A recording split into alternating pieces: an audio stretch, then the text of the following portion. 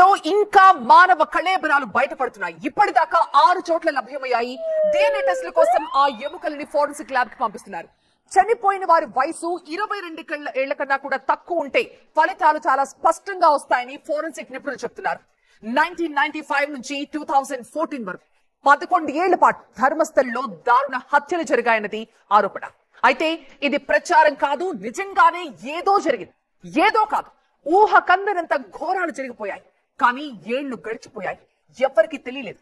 అందుకే ఆ అప్రూవర్ చెప్పిన చోట ఆధారాల కోసం వేట మొదలైంది. వందల మంది మిస్సింగ్, వాళ్ళంతా ఏమయ్యారో తెలియదు. లెక్కలేనన్ని శవాలు గుట్టు చప్పుడు కాకుండా పూర్తి చేశారంటూ విజిల్ బ్లోయర్ వాంగ్మూలం దేశం మొత్తాన్ని కుదిపేస్తోంది. పవిత్రం అనుకునే ఆ ప్రదేశంలో నిజంగానే అన్ని ఘోరాలు నేరాలు జరిగాయా? ఇన్నేళ్లుగా ఆ నిజాలు ఎందుకు అలా రహస్యంగానే ఉండిపోయాయి? వందల మంది కనిపించకుండా పోయినా అధికార యంత్రాంగం ఏం చేస్తోంది? ఎందుకని వారి జాడ కనిపెట్టలేకపోయింది?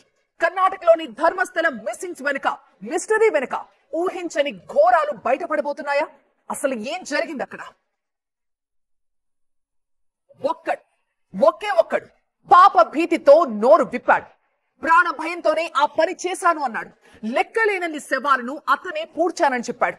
అవన్నీ అనాథ శవాలు కాదు, రాబందుల్లాంటి మనుషులు రాక్షసంగా పేక్కు తిన్న శవాలు. స్కూలుకెళ్లే పిల్లలు, ఒంటరి మహిళలు, నోరెత్తలేని పేదలు, ఇలా వందలాది మంది శవాలు, ఒంటి మీద నూలు పోగులేని మృతదేహాలు. ధర్మస్థల మట్టిలో వాటి అవశేషాల కోసం ఇప్పుడు అన్వేషణ మొదలైంది. నా చేతులతోనే వందల శవాలని ధర్మస్థలలో చాలా చోట్ల పూర్తి చేశారంటూ వాంగ్మూలం ఇచ్చాడు ఒక వ్యక్తి. 1995 నుంచి 2014 డిసెంబర్ వరకు ధర్మస్థలంలోని దేవాలయంలో పనిచేసిన ఒకప్పటి పారిశుద్ధ్య కార్మికుడి వాంగ్మూలం ఇప్పుడు మొత్తం కర్ణాటకనే కాదు, యావత్ దేశాన్ని షేక్ చేస్తోంది.